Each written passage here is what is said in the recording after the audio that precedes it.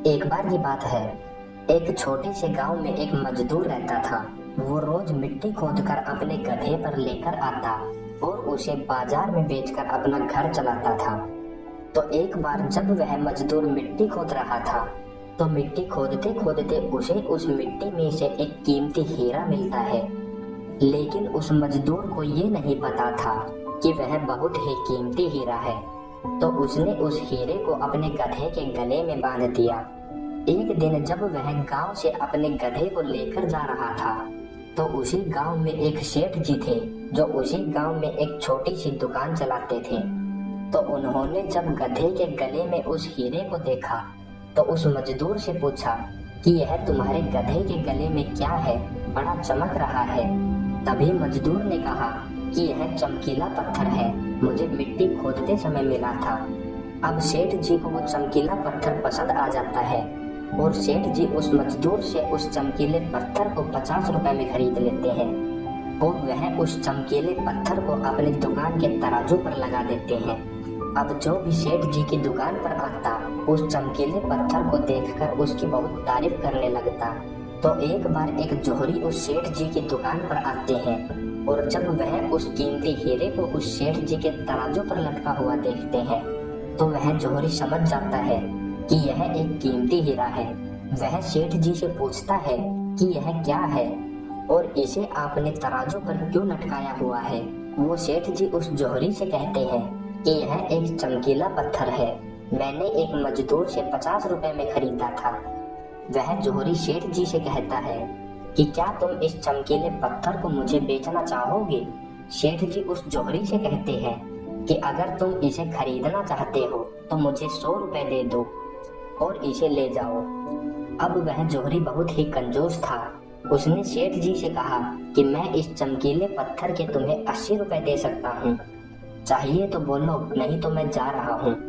परंतु वह सेठ जी अपने 100 रुपए पर ही अड़े रहे और वह जोहरी यह सोचकर वहां से चला गया कि आज सेठ जी नहीं मान रहे कि कल आऊंगा और सेठ जी को 100 रुपए देकर वह हीरा लेकर चला जाऊंगा।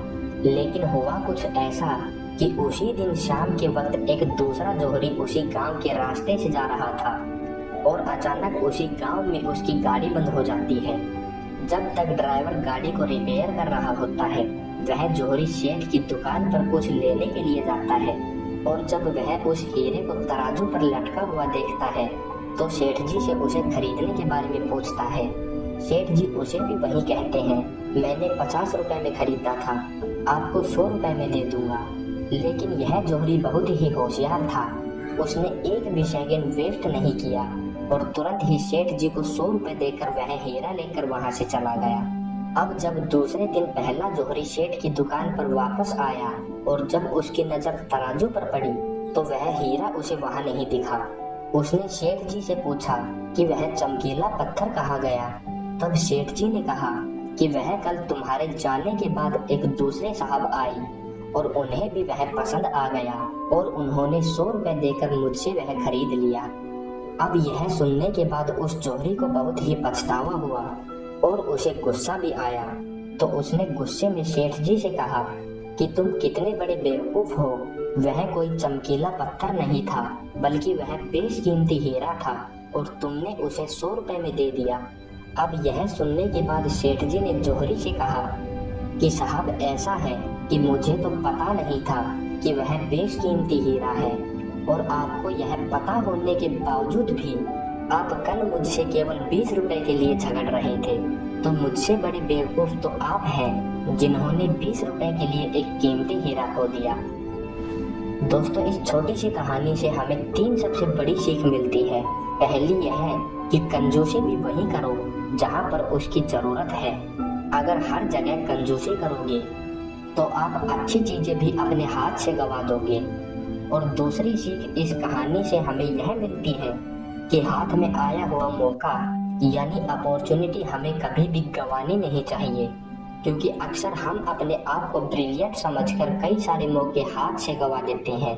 और तीसरी सीख हमें इस कहानी से यह मिलती है कि कभी भी काम को कल पर मत टालो, क्योंकि एक बहुत पुरानी कहावत है कि कल करे सो आज कर और आज करे सो अब।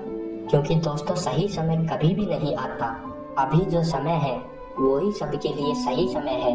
बाकी आपको ये छोटी सी कहानी कैसी लगी कमेंट करके जरूर बताना, और अगर आप ये कहानी और लोगों तक पहुंचाना चाहते हैं तो इसे शेयर करना। बाकी मैं मिलता हूँ दूसरी वीडियो में, तब तक के लिए जय श्री राम।